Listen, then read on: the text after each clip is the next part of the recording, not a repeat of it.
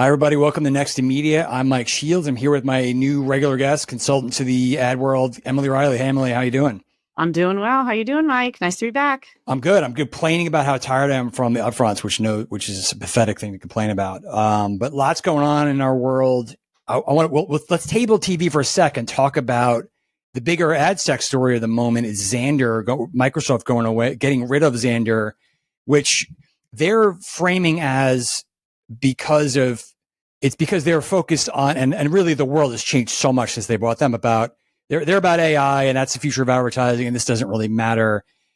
I wonder how much of that is spin, but it is just big picture for people who have followed this for a long time. It's kind of feels insane on a few different levels. And the fact that Microsoft is once again making a huge acquisition and then backing off it in ad tech. Yeah, I wonder about their commitment to advertising, although they're making a killing from LinkedIn and things, so I wouldn't go that far. And it's also just crazy the legacy of what was spent on AppNexus through various owners and pieces, and now barely a mention or barely exists. But where were you on that? Like shutdown, what it means? Is it a big deal or not? I mean, it definitely shows that there are some really big DSPs and SSPs out there that apparently don't seem like they need to exist anymore for a program to keep going. So whether or not that's because of AI, there's also a lot of talk that, all right, so if we bring buyers and sellers closer together through curation or, I think there's some SPO deals that are happening from SSPs. Mm-hmm. So they're talking to buyers directly. You don't need the same super complicated, multiple platforms talking to each other, multiple exchanges representing different sides. And if Microsoft was too slow to figure that out, like, are they dealing with curation at all? Probably. You don't hear that. I don't know. Yeah. So they could have just been flat footed when a lot of the changes over the last 2 years started happening anyway. You look at the Trade Desk for years, they've been talking about, we're going direct to publishers now. We're providing, a one. And then Magnite would have we're doing the same thing on our side kind of thing. You're right. You didn't hear a lot of lead the market conversation coming out of Microsoft / Xandr. And I don't know if that is, did they just buy this at the wrong time? Did they not invest? Or maybe they didn't do a ton with it. And so, there are just all these other options right now. Yeah. Like, why would you go to Microsoft if you don't have to? I also thought they won, I don't know how much this matters, but they won the quote unquote Netflix deal a couple years ago. That was a big, remember NBCU wanted it and all these, and then Netflix went their own way. I wonder how much that hurt them. Maybe that was their biggest client or that really mattered to their business or its future. I don't know. Yeah. And it's hard. I know if you build towards one mega client and that doesn't look like any other client need, right, you kind of build yourself into a corner.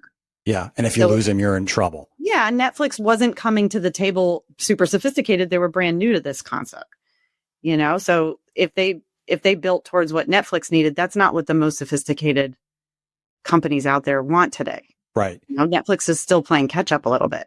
But you're right. It's like, how long for the longest time, as an outsider, you're like, why do we need all these 5,000 DSPs? It's crazy. but there is some kind of culling actually happening now and driven by consolidation, probably curation. I wonder if the, push towards AI driven advertising is a role, or will that further limit the need for all these DSPs or not? I don't know, but that's an excuse, but it's just an interesting moment right now. Yeah. And the AI can live in a lot of different places along the supply chain. You still need to have connection to the inventory and to the buyer. And a lot of people want that to be a platform of some kind. They want to pull reports. They want to be able to compare campaigns. They want to have some sort of visibility and control. I can't imagine a world today or even in 5 years where a giant brand literally says, okay, give me an AI agent that's going to run all $500 million of my digital, and I'm not going to look at it until the end of the month. Right. We're good. I don't need to worry about that. AI decision making has to be connected to some kind of platform still. And whichever company does that the best, they're going to be the one to pull in the agencies. Agency teams need that level of organization and transparency just to be able to service their brands. Right. And from everything you read, that those agents will only be as valuable as if they have lots and lots of great data to train on. And so you need to be plugged into a big platform that does a lot of business. Yes. How good is the data? Yeah. Not necessarily perfect. So, all right. Talk about something that is super not AI is the upfront season.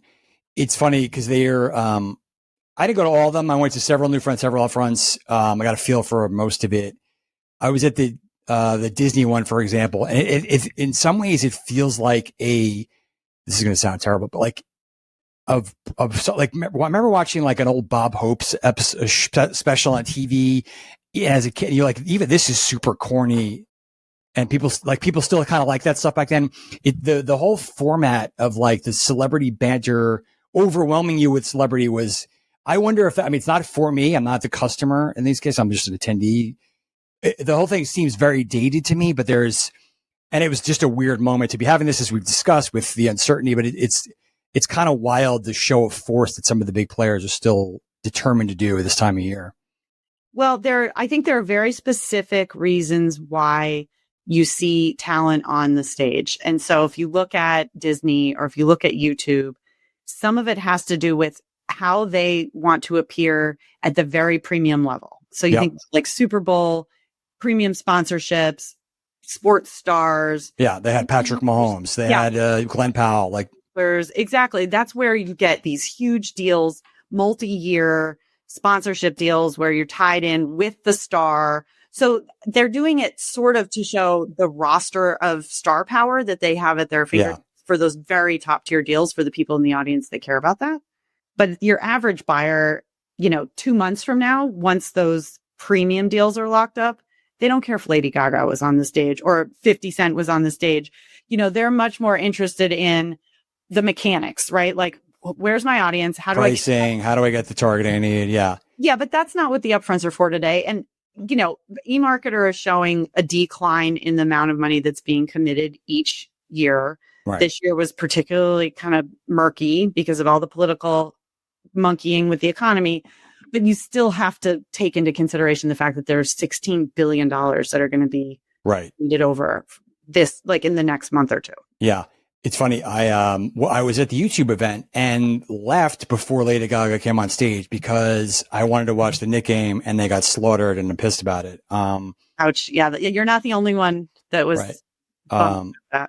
But Lady Gaga, I'm sure, was awesome. But that's not why. The reason it's interesting, I thought, to me, what stuck out is the just preponderance of sports. This is like, no one talks about their shows anymore. It's like, that's like such not a big deal. I have no idea what the big show is going to be that anyone's talking about. It was everybody was talking about their NFL partnership. Their to me, it's almost like, and YouTube even had to throw in an NFL deal because they know they have to have that kind of thing to dress up what they do, even though they're very leaned into, we are all about creators and young culture. But I wondered, it seems like it's a standoff between a brand's going to care more about live sports and that being the cultural centerpiece of for most people, or what younger people mostly care about, which is creators that are not known to a lot of the media buying crowd still. Yeah. I mean, so it's so funny. YouTube is trying to figure out how to play with the big dogs who've been doing this for so long on stage. And they are kind of funny because they're just this hodgepodge of rando content. But they are huge. You compare YouTube to, say, Amazon. YouTube is enormous. It makes more money than basically any other company that shows stuff on TV. But they have mostly long tail content. They haven't, like you said, they haven't leaned in to sports. And what's weird, if you compare them to Amazon, is even though they're part of Google, they don't have the technology superpowers that you would expect them to have. So Amazon was on stage talking about contextual targeting based on super cool metadata because they own all the show data. They were talking about closed loop retail media stuff. They have huge audiences that shop with them. All this added up is super enticing for somebody that's looking at CTV as an extension of their digital buy or something that they want to be super measurable. And you would think YouTube, coming from the digital side, would have some similar competitive packaging. And instead, what they were showing off was like, we have a whole page takeover. So you're not saying that you don't think YouTube has lousy ad tech? Is it that I don't think you're saying like, because They it's don't know Google. how to package themselves to be like an Amazon.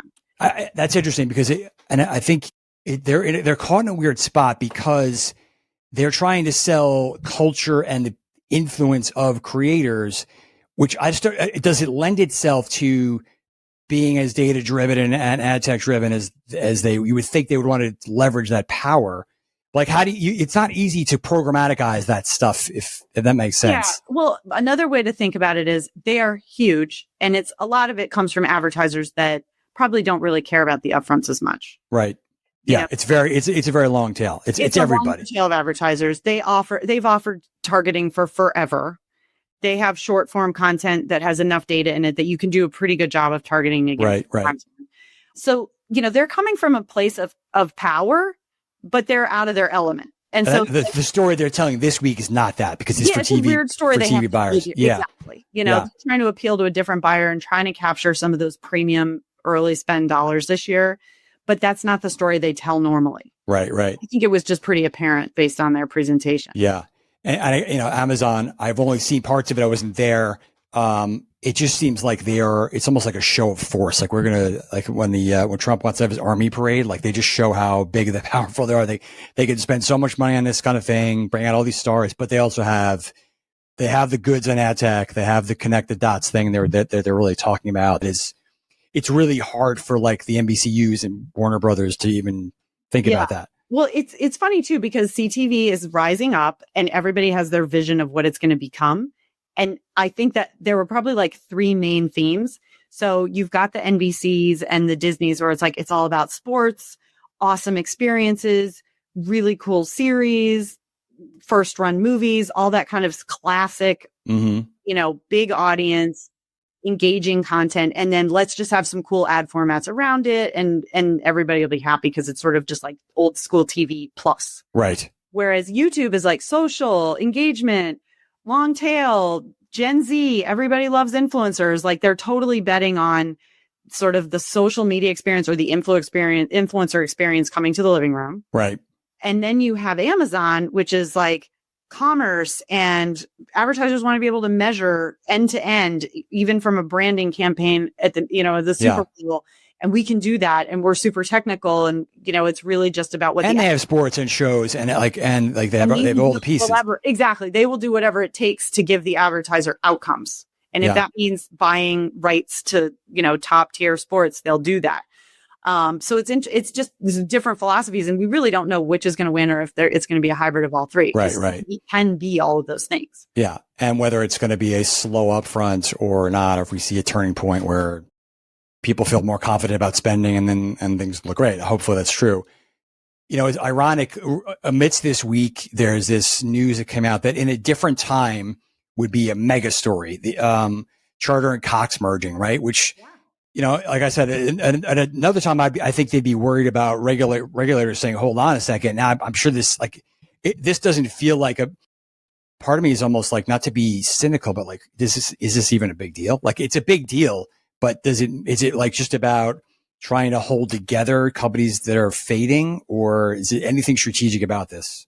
Yeah, well, the world that they exist in has a lot of local markets. So they're looking at local news, local sports, radio, all that kind of stuff that unfortunately has just not caught up with digital programmatic CTV. You have a lot of these guys that are still selling spots on broadcast or linear and maybe on the website. Right. There's just not a lot of CTV being sold. It's not nearly as dynamic as the core market. And right. So like news came out, for example, like throughout the NBA season, a lot of the locally broadcast games were losing viewers on the linear side. Right. The ad sales teams don't really have the mechanism to sell the CTV kind of corollary to that. So they're kind of screwed in a way. So, by them coming together, you can imagine some of this strategically is going to be, okay, how do we become a player with local content on CTV? How do we empower our local sales teams to be profitable? And instead of just losing viewership and having to do make goods, are educating local advertisers on, new opportunities to be on streaming. but it's not an easy path. Like the way fast works, like local and fast haven't really come together and found a happy medium today. Yeah, it's a tricky spot. And so many of those local companies are on fast services in different ways. Yeah, exactly. The numbers are not great. The data you get is not great on fast to begin with, I feel like. And then on a local level, it's got to be very challenging to translate that to the local car dealer. I'm like, what does this mean to me? When they're used to local ratings of being like pretty stable. And it could be that there ends up being a new platform to service this whole situation. Because right now it's kind of old school where you literally just get a share of some of the impressions from the fast stream. And that's what you get. And you don't know what you're targeting against. You don't know what they're going to watch. You're just like, okay, I get 20% of the impressions this month. That's not technical enough to help a local advertiser feel confident and buy that. They're just going to go to YouTube. Yeah. It's that because it's similar to just, why it's easy to buy Meta and Google. You just log on and do it. And you don't need a crazy great creative. And that's 100% what's happening. Yeah. It's kind of nerve wracking for these guys. So yeah, you're right. It might not be a monopoly situation. Nobody's going to care. Right. But at the same time, hopefully they figure it out because local content is still watched by a ton of people. Yeah. Yeah, and it's an exploited area by the broader digital media landscape. Yeah, 100%. What else happened this weekend? Anything else that is top of mind for you that it's like a big topic that we should be kind of looking at? People are all of a sudden Cannes is approaching. I keep hearing people questioning whether possible is maybe taking some of the thunder from Cannes, or people are scrambling to put together plans now. It's going to be a weird climate. What else is going on? Yeah, I mean, the main thing that came out of Possible is that it was more senior this year. And those senior people tend to be the ones that go to Cannes. Yeah. And there were more brands. So it is possible that Possible is taking some of that thunder. At the same time, everybody wants to go to France. It's pretty cool. It's not the worst thing. Yeah. It's not the worst thing. So I think this year you're at the halfway mark when you get to Cannes. It's kind of time to think about second half. Right. Upfronts are over. You're looking at holiday. You're looking at where do I put my money, and like CTV is not going to go away. I think this is the year of total CTV overload exhaustion. Like at the end of this year, I don't think I want to hear the word CTV again. It's a lot. I was at the Luma event earlier this week, and there's obviously a lot of exuberance for CTV, but there was also a little bit of there's the pricing isn't what we thought. The capabilities are not where we wanted them to be. There's like so much fast inventory now that it's not performing the way we maybe were hoping. I'm not saying there was a negativity around it, but it was a little bit of an overload feeling. Yeah, for sure. I mean, and this is why you have two worlds colliding. So you have TV buyers that are like, honestly asking for a lot. They're like, okay, I used to get hardly anything other than I knew that my ad showed on a cool show next to the show or during a game on TV. And suddenly now I can target, I can get really specific measurement. I can try to buy programmatically so I can get better pricing. I can optimize. And it's like the joke where you're on the first plane you ever had where they had Wi-Fi and you're excited, and then the Wi-Fi goes out and you're pissed immediately. Right. Like I can't believe where you're actually flying and getting the internet, which is pretty awesome. And you're like, this sucks. Yeah. It's like, that's what CTV is going through right now. Everybody's like, look at all these amazing things you can now do with like TV. It's like becoming this cool new digital medium, and everybody's already pissed. Yeah. That it's like not working the way they want. It's not perfect and mastered yet. Less expensive. It's more flexible. You can target. But media companies are freaking out too, because they're like, we used to be able to have all this stuff locked up at premium prices. People would buy it early in the year, and they're trying to topple all of that. We will literally go out of business if we cannot sell for the right price. Yeah, that is that makes our business work. That ability to and the paying for all the mega deals and the waste was sort of like part of the model, and now it's being broken up very quickly. It's right, really, and like the democratization of content and publishing on digital created a whole bunch of crappy content. Yeah. We did a bad job. All the best content now is totally compromised. Yeah. And so TV is going through the same growing pains, and it's kind of sad, but it doesn't seem like anybody's learning their lesson. The benefit that we have are these mega companies like a Netflix or an Amazon that produce good, or Disney produce good content no matter what. Right. Profitable. But you will see, I think, some medium-sized TV companies that just can't make it through. Yeah, the middle is not a good place to be. Yeah. The one last thing I want to bring up is this warmed my heart a little bit. And maybe this is only me, but I would not have bet that advertisers would show more courage than like the biggest law firms in the world. And I know it's not the same thing, but you saw the big advertisers who were getting sued by Twitter or Elon Musk going back at them and with their own filing, which I thought that was, I did not expect that. I expected everyone to cave on that one, but they basically came back with them like, there's no conspiracy. There's no collusion here. You sabotage your own thing here. There's a lot of advertisers to bail, not just us. And I thought that was actually surprising to me. I wonder how much of it is that his star is fading in DC. Yeah, that's a good point. Like maybe he's more vulnerable then or less feared. Well, if they were worried that all of the executive branch would come after them. Yeah. That's a different story than like one semi-bonkers genius inventor guy. Yeah, who now a lot of Americans no longer like, which was that might be just a factor of timing, but yeah. If even so, I'm happy to see somebody fighting back about that ridiculousness. Yeah, for sure. I mean, there's a give and take. The separation of church and state with content. It's like advertisers are allowed to decide for themselves where they advertise, and there's nothing you can do about it, dude. Yeah. This is their budget. This is capitalism. Right. But anyway, on that note, thanks again, Emily. Great conversation, and let's chat soon. Awesome. Thanks, Mike.